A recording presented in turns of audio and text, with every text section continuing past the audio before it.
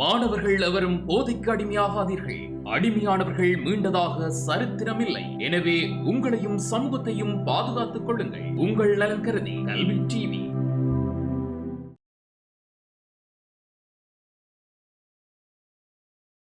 வணக்கம் பிள்ளைகள். இன்று எங்களுடைய அரசியல் விஞ்ஞான வகுப்பிலே நாங்கள் சில பல்தேர்வு வினாக்கள் MCQ வினாக்கள் தொடர்பாக படிக்க இருக்கின்றோம். அதன் அடிப்படையிலே உங்களுக்குரிய அந்த ஃபைனல் எக்ஸாமில் 30 MCQ வினாக்கள் கேட்கப்பட போகுது. அதில் 1 தொடக்கம் 20 வரையான வினாக்களிலே சரியான அல்லது மிகவும் பொருத்தமான விடையினை தெரிவு செய்க. அப்ப என்ன இந்த சரியான விடை அல்லது மிகவும் பொருத்தமான விடை என்றதை நீங்கள் புரிஞ்சு கொள்ளணும். இந்த MCQ வினாக்களில் வருகின்ற விடைகளில் பெரும்பாலான விடைகள் சரி போல இருக்கும், சரியான விடைகளாக இருக்கும். ஆனால் அதிலே நீங்கள் மிகவும் பொருத்தமான விடையை தெரிவு செய்வதுதான் மாணவர்களாகிய உங்களுக்கு இருக்கின்ற ஒரு மிகப்பெரிய சவாலாக இருக்கின்றது. உதாரணமாக, பாடசாலை மாணவன் ஒருவருடைய கடமைகளில் உள்ளடங்குவது எது? அதில் முதலாவது விடை போடப்பட்டிருக்கும் பாடசாலைக்கு நேரத்தோடு வருகை தருதல். இரண்டாவது, பாடசாலை சட்டதிட்டங்களுக்கு மதிப்பளித்தல். பாடசாலை கற்றல் கற்பித்தல் செயற்பாடுகளிலே ஈடுபடுதல் என்று 3 விடைகள் தரப்பட்டிருக்கின்றது. ஆனால் இந்த 3 விடைகளுமே உங்களுக்கு சரியான விடைகளாக இருக்கின்றது.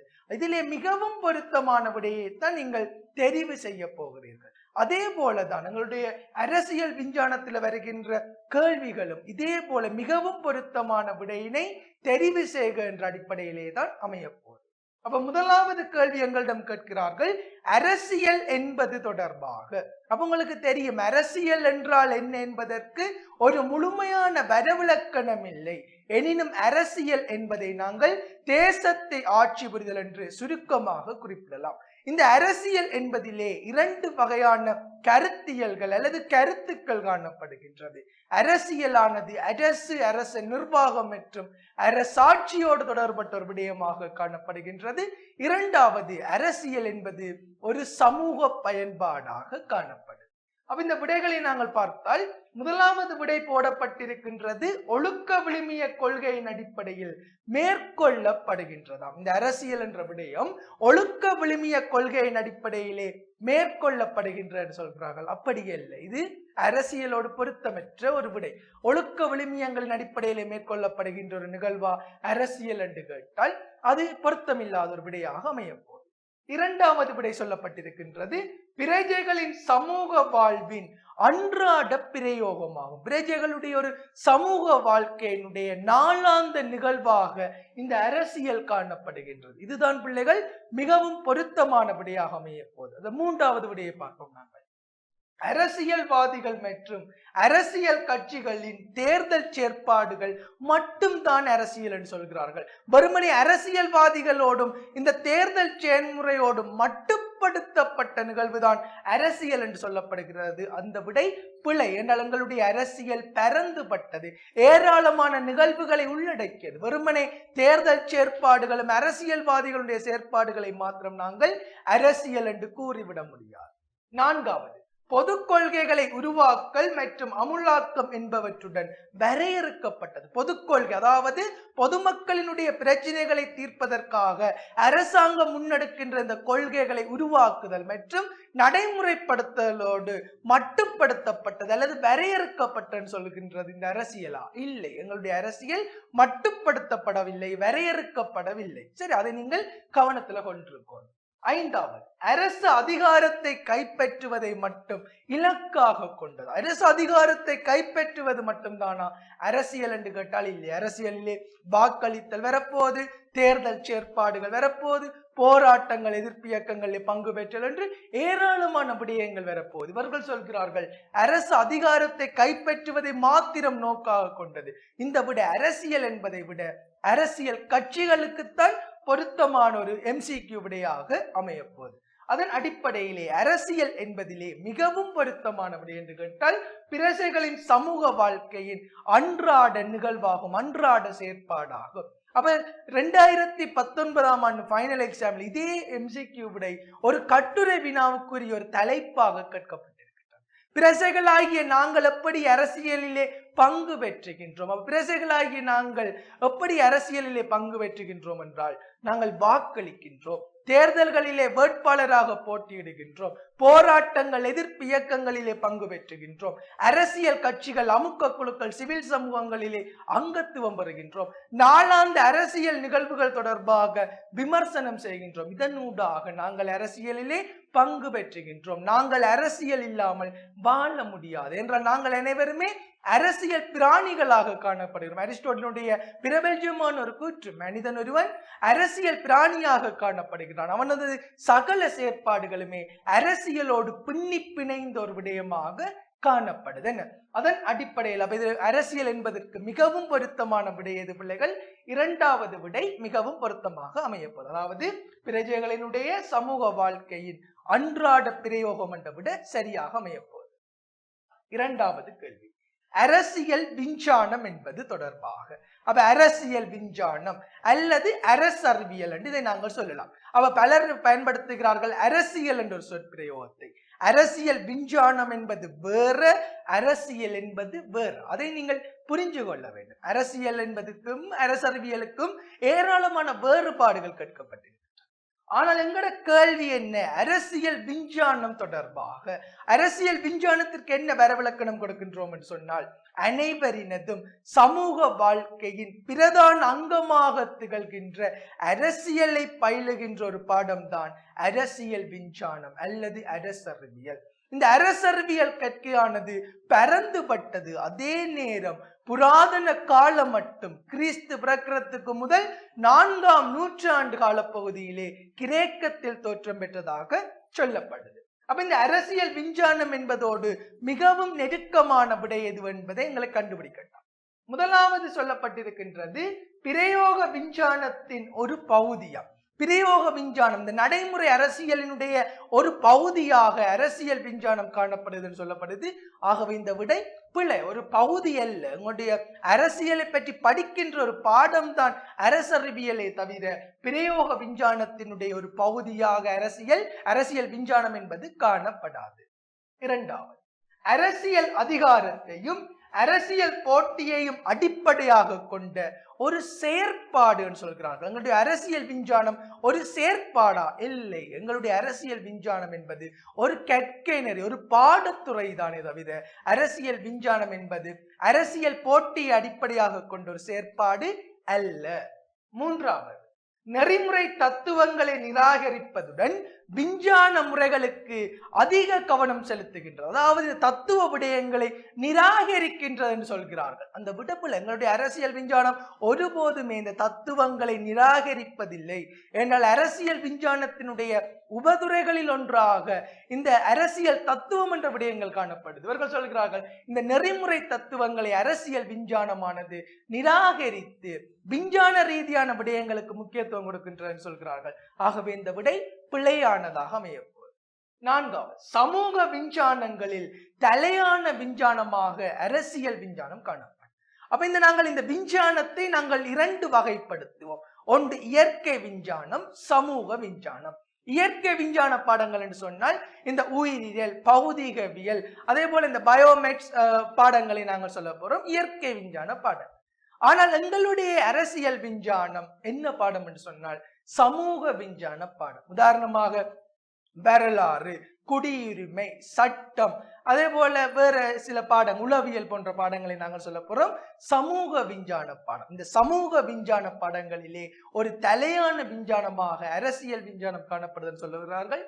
அந்த விட பொருத்தமாக இருக்கும். ஐந்தாவது விடை, பொது கொள்கை உருவாக்க செயற்பாட்டை கற்பதுடன் வரையறுக்கப்பட்டது. இவர்கள் சொல்கிறார்கள் அரசியல் விஞ்ஞானத்திலே நாங்கள் பொது கொள்கை உருவாக்கம் தொடர்பாக மாத்திரம்தான் படிக்கின்றோம், அந்த பொது கொள்கையை மட்டும் படிக்கிறது தான் அரசியல் விஞ்ஞானம் என்று சொல்கிறார்கள். இல்லை, எங்களுடைய அரசியல் விஞ்ஞானத்தில் இருக்கிற ஒரு தலைப்பு தான் இந்த பொது கொள்கையை தவிர வெறும் பொது கொள்கையை மட்டும் படிப்பது எங்களுடைய அரசியல் விஞ்ஞானம் அல்ல. பொது கொள்கை தொடர்பாக படிக்கிறோம், முரண்பாடுகள் தொடர்பாக படிக்கின்றோம், அரசியல் அமைப்புகள் தொடர்பாக படிக்கிறோம். ஏராளமான பரந்துபட்ட விடயங்களை உள்ளடக்கியதுதான் இந்த அரசியல் விஞ்ஞானம் என்ற பாடம். அப்ப இந்த அரசியல் விஞ்ஞானம் என்பதிலே மிகவும் பொருத்தமான விடை எது என்று சொன்னால் இந்த 4வது விடை அமைய போது சமூக விஞ்ஞானங்களிலே ஒரு தலையான விஞ்ஞானமாக காணப்படுகின்றது. அடுத்தது அரசு என்பது தொடர்பாக. அப்ப அரசு என்பது உங்களுக்கு 3வது அழகாக தரப்பட்டிருக்கின்றது. இந்த சமூக அதிகாரத்தினுடைய ஒரு மைய நிறுவனமாக அல்ல சமூகத்திலே காணப்படுகின்ற நிறுவனங்களிலே ஒரு மேலான நிறுவனமாக பொதுமக்களினுடைய பொது தேவைகளை நிறைவேற்றுவதோடு பரந்துபட்ட பணிகளை செய்கின்ற ஒரு அரசியல் ஸ்தாபனமாக அரசு காணப்படுகின்றது. அப்ப இந்த அரசு என்பதோடு மிகவும் பொருத்தமான விடை எது என்று கேட்கிறார்கள். அல்ல முதலாவது போடப்பட்டிருக்கின்றது அரசியல் சமூகம் ஒன்றின் இறைமை அதிகாரத்தை உடைமையாக கொண்டது. இறைமை அதிகாரத்தை கொண்ட ஒரு நிறுவனம் தான் அரசு என்று சொல்கிறார். சரியா பிள்ளையா? சரி, இந்த விடை மிகவும் பொருத்தம். ஏனென்றால் அரசிற்கு மாத்திரம்தான் இந்த இறைமை அதிகாரங்கள் இருக்கின்றது. ஏனைய நிறுவனங்களுக்கு இறைமை அதிகாரம் இல்லை. அரசிடம் மாத்திரம்தான் இறைமை அதிகாரம் என்பது காணப்பட போதும். இந்த முதலாவது விடை அரசியல் சமூகம் ஒன்றின் இறைமை அதிகாரத்தை உடைமையாக கொண்டது என்ற விடை பொருத்தமாக அமைய போதும். 2வது தெரிவிற்குரிய உறுப்புரிமையுடைய உயர் அதிகார ஸ்தாபனம். தெரிவிற்குரிய உறுப்புரிமை கொண்ட ஒரு நிறுவனம் அரசு என்று கேட்டால் இல்லை. அரசு தன்னுடைய எல்லை பரப்புக்குள்ளே வாழ்கின்ற பிரசாவுரிமை பெற்ற அனைவரையுமே பிரதிநிதித்துவம் செய்கின்றது. அப்ப எந்த நிறுவனம் தெரிவிற்குரிய உறுப்பினர்களை கொண்டிருக்கின்றது சொன்னால் அது அரசாங்கம். அப்ப தெரிவிற்குரிய உறுப்பினர்களை கொண்ட ஒரு நிறுவனம் என்று கேட்டால் அரசாங்கம். இந்த விடை அரசிற்கு பொருத்தம் அல்ல. 3வது சமூகத்தில் உள்ள ஏனைய நிறுவனங்களில் ஒன்றாம். இந்த சமூகத்திலே பல நிறுவனங்கள் இருக்கு. அதுல இருக்கிற ஒரு நிறுவனம் தான் இந்த அரசு என்று சொல்கிறார்கள். இல்லை, இந்த நிறுவனங்களிலே ஒரு மேலான நிறுவனம். இந்த எல்லா நிறுவனங்களையும் விட அதிகாரத்தினுடைய ஒரு மைய நிறுவனம். எல்லா நிறுவனங்களும் இந்த அரசினுடைய கட்டுப்பாட்டுக்குள்ள தான் இருக்க போகுது. ஆனால் இவர்கள் சொல்கின்றதை பார்த்தால் அரசு ஒரு சாதாரண நிறுவனம் என்ற அடிப்படையில இந்த விடை அமைகின்றபடியால் இந்த விடை பிழையாக அமைய போகுது. சமூகத்தில் உள்ள ஏனைய நிறுவனங்களில் ஒன்று மட்டுமன்ற விடை பொருத்தம் இல்லை. 4வது சகல சமூக விஞ்ஞானங்களினதும் மைய கருவாக அமைகின்ற சமூக விஞ்ஞான பாடங்களினுடைய ஒரு மையமாக எங்களுடைய அரசு காணப்படுகின்ற சொல்கிறார்கள். அல்ல, அது அரசியல் விஞ்ஞானத்திலே தான் அரசு என்பது ஒரு மையக்கருவாக இருக்கும். ஆனால் உளவியலை பார்த்தால் அங்கே வேற விடயங்கள். அதே போல சட்டத்தை பார்த்தீங்கன்னா அங்கே வேறு. அங்கேயும் அரசு தான் ஒரு மையக்கருவாக இருக்குமான்னு கேட்டால் இல்லை. எங்களுடைய அரசியல் விஞ்ஞானத்திலே தான் அரசு என்பது மையக்கருவாக இருக்கும். ஆனால் மற்ற பாடங்களில் அநேக சமூக விஞ்ஞான பாடங்களில் அந்த விட பொருத்தம் இல்லை. 5வது தோற்றம், அதிகாரம், செயற்பாடு மற்றும் நிலை என்பவற்றில் அரசாங்கத்திற்கு ஈடானதாகும். அரசாங்கம் ஒரே ஈடான ஒன்று சொல்கிறார்கள். அல்ல, அரசு வேறு, அரசாங்கம் வேறு. அதை கூட உங்களிடம் ஒரு கேள்வியாக கேட்பாங்க. அரசிற்கும் அரசாங்கத்திற்கும் இடையிலான வேறுபாடுகள் தொடர்பாக ஆராய்கள். ஆனால் இந்த விட என்ன சொல்கிறார்கள்? எல்லாவற்றிலுமே அரசும் அரசாங்கமும் ஈடான ஒரு நிறுவனமாக காணப்படுதான்னு கேட்டால் இல்ல. இதிலே மிகவும் பொருத்தமான விடை அரசு என்பதிலே மிகவும் பொருத்தமான விடை எது என்று கேட்டால் அரசியல் சமூகம் ஒன்றின் இறைமை அதிகாரத்தை உடைமையாக கொண்டொரு நிறுவனமாகும் என்று நீங்கள் சொல்ல வேண்டும். 4வது அரசாங்கம் என்பது. அப்ப அரசாங்கம் என்றால் எது என்று சொன்னால் இந்த அரசு 4 மூலக்கூறுகளை கொண்டிருக்கின்றது. ஒன்று வரையறுக்கப்பட்ட ஆள்புல பிரதேசம், தேசிய அடிப்படை, அரசாங்கம், இறைமை. இந்த அரசொன்றினுடைய மூலக்கூறுகளில் ஒன்றாக, அரசொன்றினுடைய அரசியல் ரீதியான அங்கங்களில் ஒன்றாக அரசாங்கம் காணப்படுகின்றது. அதாவது இந்த அரசினுடைய விருப்பத்தினை நிறைவேற்றுகின்ற ஒரு ஸ்தாபனம் தான் பிள்ளைகள் அரசாங்கம். இந்த அரசாங்கம் தன்னகத்தே 3 துறைகளை உள்ளடக்கியதாக இருக்கின்றது. ஒன்று சட்டத்துறை, நிர்வாகத்துறை, நீதித்துறை. இதற்கு மேலதிகமாக வேண்டுமென்றால் பாதுகாப்பு துறையையும் நீங்கள் குறிப்பிட்டுக் கொள்ளலாம். அப்ப 2022ஆம் ஆண்டு ஃபைனல் எக்ஸாம்ல ஒரு கேள்வி கேட்கப்பட்டிருந்தது. அரசாங்க பணிகளில் இடம்பெறுவது ஏதாவது 2ஐ குறிப்பிடலாம். அரசாங்கத்தினுடைய செயற்பாடுகள் என்னென்னவா? அந்த சட்டங்களை உருவாக்குதல், சட்டங்களை நடைமுறைப்படுத்தல், நீதி வழங்கல் என்பவற்றை நீங்கள் சொல்லுவீங்கள். ஆனா கேள்வி என்ன? அரசாங்கம் என்பதோடு மிகவும் பொருத்தமான விடையினை தெரிவு செய்ய சொல்கிறார்கள்.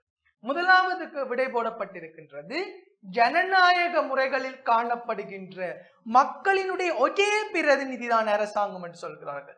இந்த மக்களினுடைய ஒரே பிரதிநிதி தான் இந்த அரசாங்கம் என்ற விடை பொருத்தம் இல்லை. தற்கால ஜனநாயக முறைகளிலே காணப்படுகின்ற மக்களினுடைய ஒரே பிரதிநிதி அரசாங்கம் என்றால் அது பொருத்தம் இல்லை. இரண்டாவது, அனைத்தாண்மை முறைகளில் காலத்திற்கு காலம் மக்களால் தெரிவு செய்யப்படுகின்ற ஒரு நிறுவனம் என்று சொல்கிறார்கள். அனைத்தாண்மை முறை, அதாவது சர்வாதிகார ஆட்சி நிலவுகின்ற நாடுகளிலே மக்களினாலே காலத்திற்கு காலம் அரசாங்கம் தெரிவு செய்யப்படும் ஆண்டு கேட்டால் இல்லை.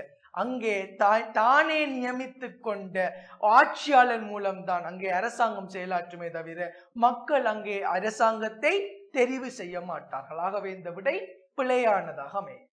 மூன்றாவது, பாசிசவாதிகளால் பொது சமூக நல ஸ்தாபனமாக கருதப்படுகின்றது. அந்த அரசு என்ற நிறுவனம் பொது நலனுக்காக செயற்படுகின்றது என்று இந்த பாசிசவாதிகள் சர்வாதிகாரிகள் சொல்கிறார்களாம். இந்த விடை பிள்ளை. அரசு அரசிற்காகவே உருவாக்கப்பட்டே தவிர அரசு மக்களுக்காக உருவாக்கப்படையில்லை என்றுதான் இந்த பாசிசவாதிகள் குறிப்பிடுகிறார்கள். நான்காவது, கட்டாய உறுப்புரிமையை கொண்ட அமைப்பு, கட்டாய உறுப்புரிமை கொண்ட ஒரு அமைப்பா பிள்ளைகள் அரசாங்கம். நாங்கள் எல்லாருமே கட்டாயமாக அரசாங்கத்திலே அங்கத்துவம் பெற வேண்டுமாண்டு கேட்டால் இல்லை, நாங்கள் அங்கத்துவம் பெற முடியாது. ஆனால் நாங்கள் யாரிலே கட்டாயமாக அங்கத்துவம் பெற்றிருக்க வேண்டும் என்று சொன்னால் அரசு என்ற நிறுவனத்திலே தான் நாங்கள் அங்கத்துவம் பெற்றிருக்க வேண்டும்.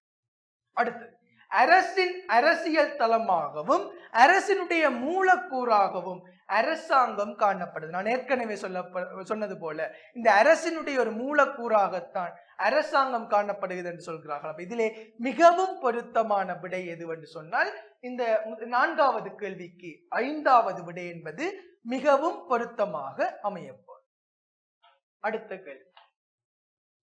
அடுத்த கேள்வி இறைமை என்பது தொடர்பாக கேட்கப்பட்டிருக்கிறது. அப்ப இறைமை அதிகாரம், அப்ப இறைமை என்ற சொல்லை அரசறிவியலிலே முதலாக பயன்படுத்தியவர் யாரு என்று சொன்னால் ஜீன் போடின் என்ற ஒரு சிந்தனையாளர். இறைமை என்றால் என்ன? இறைமையை வரவிலக்கணப்படுத்த சொன்னால் உள்ளக மற்றும் வெளியக சக்திகளால் கட்டுப்படுத்த முடியாத மக்களுக்காக அரசு பிரயோகிக்கின்ற ஒரு உயர் அதிகாரத்தை தான் நாங்கள் இறைமை அதிகாரம் என்று சொல்லுவோம். இறைமை அதிகாரமானது இரண்டு வகைப்படுத்தப்படும். ஒன்று உள்ளிறைமை, இரண்டாவது வெளி இறைமை. அரசு தன்னுடைய எல்லை பரப்புகளை பயன்படுத்துகின்ற உயர்வான அதிகாரத்தை சொல்லுவோம் உள் இறைமை என்று. அதே போல வெளி இறைமை என்று சொன்னால் ஏனைய அரசுகளினுடைய அழுத்தங்களில் இருந்து அரசு தன்னை விடுவித்துக் கொள்வதற்காக, அரசு தன்னை தற்காத்துக் கொள்வதற்காக பயன்படுத்துகின்ற அதிகாரத்தை நாங்கள் வெளி இறைமை என்று சொல்லுவோம். ஆனால் இந்த இறைமை அதிகாரமானது தற்கால உலகத்திலே இரண்டு காரணிகளால் சவாலுக்கு உட்படுத்தப்படுகின்றது. ஒன்று உலகமயமாக்கம், இரண்டாவது சமஷ்டி ஆட்சி. இந்த இரண்டு காரணங்களாலேயும் இந்த உலகமயமாதலும் சமஷ்டிவாதம் என்பது இந்த இறைமை என்பதை சவாலுக்கு உட்படுத்துகின்றது. அப்ப இந்த இறைமை என்பதோடு மிகவும் பொருத்தமான விடை எது? அப்ப முதலாவது கேட்கப்பட்டிருக்கின்றது நிலப்பரப்பு, சனத்தொகை, அதிகார பலம் என்பவற்றின் அடிப்படையில் வேறுபட்ட அரசுகளுக்கு இடையிலே அசமத்துவத்தினை ஏற்படுத்துகின்றது. ஒரு பெரிய நிலப்பரப்பை கொண்ட நாடுகள் அல்லது அதிகாரத்திலே கொஞ்சம் பலமான நாடுகள், மக்கள் தொகை அதிகாரம் கொண்ட நாடுகள், இவற்றினுடைய இறைமை அதிகாரம் உயர்வாக இருக்குமாம். குறைந்த சனத்தொகை கொண்ட நாடுகள், சிறிய எல்லை பரப்பினை கொண்ட நாடுகளுடைய இறைமை அதிகாரமானது குறைவாக இருக்கும். அவங்களுக்கு கூட இங்க குறை. அப்படி அசமத்துவ நிலை என்பது இந்த இறைமையில காணப்படும் என்று சொல்லப்பட்டிருக்கு. இந்த விடை முற்றிலும் பிழையானது. இறைமை எல்லா அரசுகளுக்கும் சமமான, அது எந்த பெரிய நாடாக இருக்கலாம், எந்த ஒரு வல்லரசாக இருக்கலாம், அந்த அளவு இறைமை தான் எல்லா அரசுகளுக்கும் காணப்படுது. ஆகவே இந்த முதலாவது விடை என்றது பிழையாக அமையப்போகுது. இரண்டாவது, நீதித்துறை மற்றும் நிறைவேற்றுத்துறையினூடாக அரசினால் பிரயோகிக்கப்படும், நீதித்துறை மற்றும் நிறைவேற்றுத்துறையினாலே அரசினால் பிரயோகிக்கப்படுகின்றன சொல்கிறார்கள். இல்லை, இந்த விடை அந்த அளவுக்கு பொருத்தமற்ற விடையாக காணப்படும். மூன்றாவது விடையை பாருங்கள். சமூக சுயேட்சை சங்கங்களின் உயர் அதிகாரமாகும். சமூகத்திலே காணப்படுகின்ற இந்த தன்னார்வ நிறுவனங்களிடம் காணப்படுகின்ற ஒரு உயர் அதிகாரத்தை தான் நாங்கள் இறைமை அதிகாரம் என்று சொல்லுவோமாம். இல்லை, இந்த தன்னார்வ நிறுவனங்களிடம் சாதாரண அதிகாரம் தான் இருக்கு. அப்ப இந்த இறைமை அதிகாரம் யாரிடம் காணப்படுதுன்னு சொன்னால், அல்லது யாருக்கு மட்டும் காணப்படுகின்றன்னு சொன்னால் இந்த அரசிடம் மாத்திரம்தான் காணப்படுது. இந்த தன்னார்வ தொன் நிறுவனங்களிடமெல்லாம் இறைமை அதிகாரம் என்பது காணப்படாது. நான்காவது, தற்போது உலகமயமாக்கம் சமஷ்டிவாதம் என்பவற்றால் சவாலுக்குட்படுத்தப்பட்டு வருகின்றது. நான் ஏற்கனவே சொன்னது போல இந்த உலகமயமாக்கத்தாலேயும் சமஷ்டி ஆட்சியாலேயும் நிறைமை என்பது சவாலுக்குட்படுகின்றது என்று சொல்கிறார்கள். இந்த விடைதான் மிகவும் பொருத்தமாக அமையப்போல். ஐந்தாவது, அரசத்துவத்திற்கு அவசியமான ஒரு நிபந்தனையாக கொள்ளப்படுவதில்லை. இந்த அரசாட்சி செயல்முறைக்கு ஒரு அவசியமான ஒரு நிபந்தனையாக இறைமை அதிகாரம் என்பது கொள்ளப்படுவதில்லை என்று சொல்கிறார்கள். இந்த விடை முற்றிலும் பிழையானது. அப்ப இதிலே இறைமை என்பதோடு மிகவும் பொருத்தமான விடை என்று கேட்டால் நீங்கள் நான்காவது விடை, தற்போது உலகமயமாக்கம் மற்றும் சமஷ்டிவாதம் என்பவற்றால் சவாலுக்குட்படுகின்றது என்ற விடையை நீங்கள் குறிப்பிட வேண்டும். ஆறாவது கேள்வி, பாசிசவாதம் என்ற அரசியல் கருத்தியல் தொடர்பாக. அப்ப 20ஆம் நூற்றாண்டினுடைய 3ஆம் 4ஆம் தசாப்தங்களிலே தோற்றம் பெற்ற ஒரு அரசியல் கருத்தியலாக பாசிசவாதம் என்பது காணப்படும். இந்த பாசிசவாதம் என்ற அரசியல் கருத்தியலை முன்வைத்த சிந்தனையாளர்கள் என்று கேட்டால் ஜெர்மனியினுடைய அடால்ஃப் ஹிட்லர் என்ற சிந்தனையாளரும் இத்தாலியினுடைய முசோலினி என்ற சிந்தனையாளரையும் குறிப்பிட போறீர்கள். அப்ப இந்த பாசிசவாதத்தோடு மிகவும் பொருத்தமான விடை எது என்பதைத்தான் நீங்கள் கண்டுபிடிக்கும். அவ முதலாவது சொல்லப்பட்டிருக்கின்றது சட்டவாட்சியின் முக்கியத்துவத்தினை வலியுறுத்துகின்றது. சட்டத்தின் முன் சகலருமே சமமானவர்கள், சட்டத்தினுடைய பாதுகாப்பு சகலருக்குமே கிடைக்க வேண்டும் என்பதை இந்த பாசிசவாதம், இந்த சர்வாதிகாரம் என்பது வலியுறுத்துகின்றது சொல்கிறார்கள். இல்லை, இது எந்த அரசியல் கருத்தியல் வலியுறுத்துகின்றது என்று சொன்னால் ஜனநாயகவாதம் தான் சட்டத்தினுடைய ஆட்சி என்பதை வலியுறுத்துவதை தவிர பாசிசவாதம் சட்டத்தின் ஆட்சி என்பதை ஏற்றுக்கொள்வது இல்லை. ஆகவே இந்த முதலாவது விடை பிழையானதாக அமையப்போது.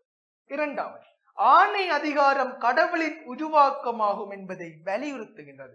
நிறைமை அதிகாரம் கடவுளுக்குரிய என்று சொல்கிறார்கள். இது பாசிசவாதிகள் அப்படி சொல்லுகிறார்கள் என்று கேட்டால் இல்லை, இது தெய்வீக வலியுரிமை கோட்பாட்டோடு தொடர்பு பட்ட ஒரு கூற்றாக காணப்படுது. பாசிசவாதத்தோடு தொடர்பு படவில்லை. மூன்றாவது, தேசங்களின் இன மேன்மையை ஆதரிக்கின்ற, தேசங்களிலே இனத்திற்கான முக்கியத்துவத்தினை இந்த பாசிசவாத அரசியல் கருத்தியலானது மேன்மைப்படுத்துகின்றது, வலியுறுத்துகின்றது, ஆதரிக்கின்றது சொல்கிறார்கள். இந்த விடை மிகவும் பொருத்தமாக இருக்கு. உங்களுக்கு தெரியும், இனவாதம் என்பது பாசிசவாதத்திலே மேலோங்கி காணப்படும். அவர்கள் இனவாதம் என்பதை அரசியல் ஊடகமாக தங்களுடைய அதிகாரத்தை தக்க வைத்துக் கொள்வதற்காக, தாங்கள் ஆட்சியில் இருப்பதற்காக, மக்களை முட்டாளாக்குவதற்காக பயன்படுத்துகின்ற ஒரு விடயம்தான் இந்த இனவாதம். இனங்களுக்கு இடையிலே பிளவுகளை ஏற்படுத்துகிறது. ஆக இந்த விடைதான் தேசங்களினுடைய இன மேன்மையை ஆதரிக்கின்றது என்ற விடை மிகவும் பொருத்தமாக அமையப்போம். நான்காவது விடையை பார்ப்போம்.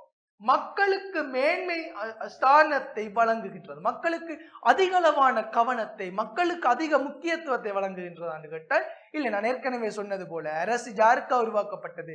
மக்களுக்காகவா? இல்லை, மக்கள் தான் அரசுக்காக உருவாக்கப்பட்டதுன்னு சொல்கிறார்களே தவிர மக்களுக்கு ஒரு உயர்வான ஸ்தானத்தை இந்த பாசிசவாதிகள் வழங்க இல்லை.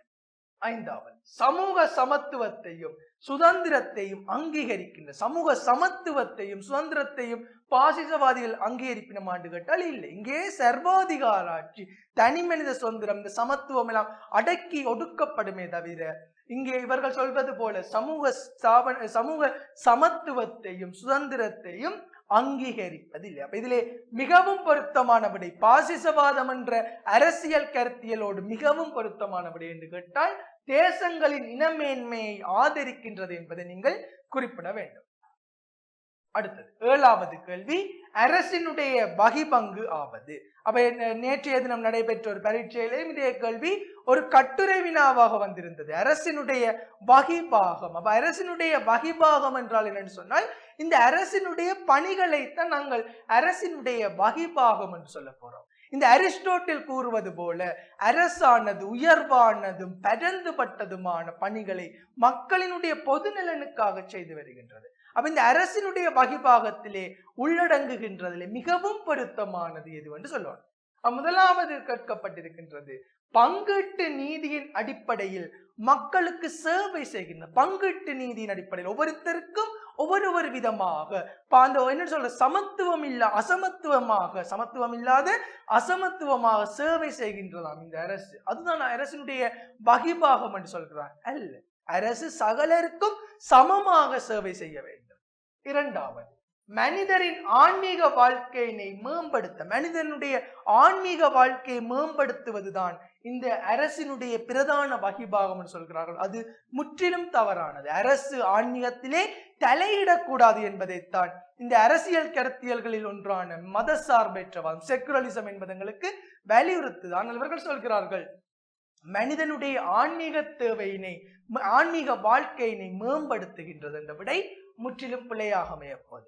மூன்றாவது, தேசிய பொருளாதாரம் மற்றும் சமூக பாதுகாப்பு என்பவற்றை பேணுவது. தேசிய பொருளாதாரம் மற்றும் சமூக பாதுகாப்பை பேணுவது அரசினுடைய பிரதான வகிபாகமா அல்லது அரசினுடைய வகிபாகங்களை மிகவும் பொருத்தமானது ஆண்டு கேட்டால் இல்லை. நான்காவது, சமூக உயர் வரப்பிரசாதங்களை பெற்ற குழுவிற்கு விசேட சேவையாற்றல். இந்த அரசினுடைய எல்லை பகுதியில் வாழ்கின்ற உயர் குலாமினருக்கு மாத்திரம் சேவை செய்வதுதான் அரசினுடைய வகிபாகம் என்று கேட்டால் இல்லை. அரசு சகலருக்கும் எவ்வித பாகுபாடுகளும் இல்லாமல், அது எப்படி என்று சொன்னால் எல்லாருக்குமே அங்கே சேவை செய்ய வேண்டும். உயர்ந்தவர், தாழ்ந்தவர், ஏழை, பணக்காரர், எந்த பாகுபாடுகளும் இல்லாமல் சேவை செய்ய வேண்டும். இவர்கள் கூறுவது போல உயர் வரப்பிரசாதங்களை பெற்ற உயர் குலாமினருக்குத்தான் சேவை செய்வது அரசினுடைய வகிபாகம் என்றது பொருத்தமில்லை. அடுத்தது, சட்டம் மற்றும் ஒழுங்கினை பேணுவதுடன் வரையறுக்கப்பட்டிருந்தது. சட்டம் மற்றும் ஒழுங்கினை பேணுவது அரசினுடைய வகிபாகமா?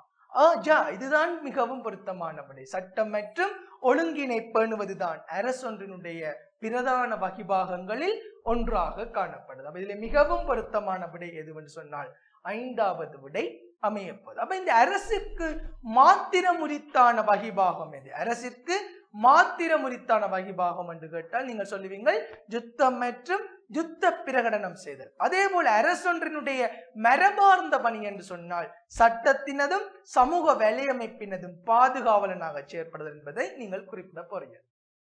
எட்டாவது கேள்வி, மோதல் தொடர்பான அல்லது மோதலை நாங்கள் முரண்பாடு என்றும் சொல்லலாம். மோதல் தொடர்பான எளிய வகைப்படுத்தலுக்குள் உள்ளடங்குவது. அப்ப மோதல் என்றால் என்ன அல்லது முரண்பாடு என்றால் என்ன என்று நாங்கள் பார்க்க வேண்டும்.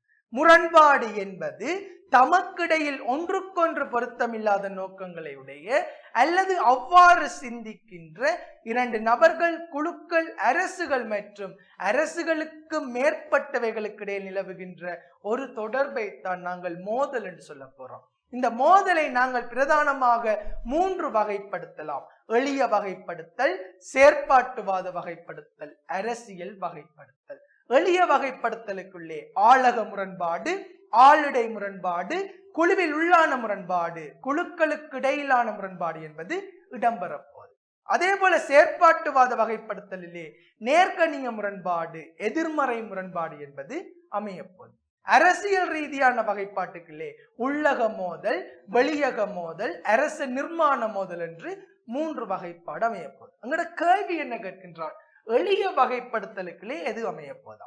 அப்ப அரச நிர்மாண மோதல், புதியதொரு அரசொன்றை உருவாக்குவதற்காக ஏற்படுகின்ற மோதல் எளிய வகைப்பாட்டுக்களை வருமாண்டு கேட்டால் இல்லை. அது எந்த வகைப்பாட்டுக்களை போப்பதுன்னு சொன்னால் அரசியல் ரீதியான வகைப்பாட்டுக்களை இடம்பெறப்போது.